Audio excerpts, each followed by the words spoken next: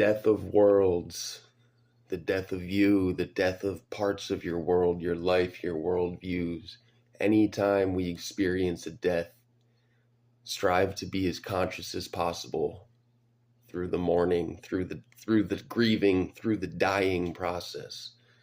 The death of worlds is, having one of your worldviews shattered, losing your family, losing someone you love, and the conception of what you thought you had as your future just up and disappears, and the rug is ripped out from under you. But you want to be, especially after our final breath death, you want to be as conscious as possible. You don't want to be bedridden, doped up on morphine. You want to be able to embrace that final trip.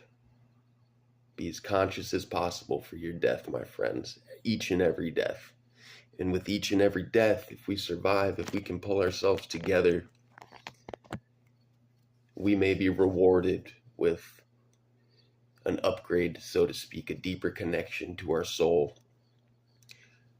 I feel that every time we lose our world, and if and when we are able to bounce back and rebuild, that offers the part of us that died, that part of the ego that dies, leaves room for us to fall back into the cozy couch cushion of our soul that's waiting to embrace us and help mend us back to a more aligned version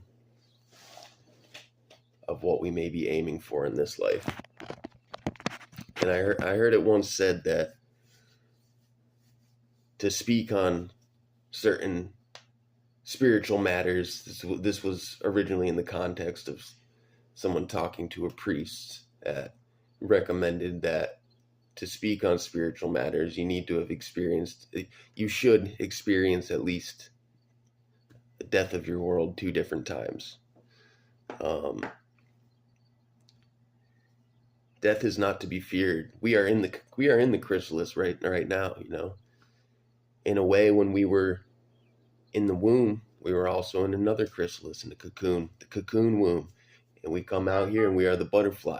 But, ipso facto, I am your boss. If you know that quote, you're a rad one. But I think about it sometimes. Maybe we're in the womb of something bigger right now. And when we pass on, if we can pass on consciously and aware and with as minimal fear as possible, we might blossom into something even more beautiful.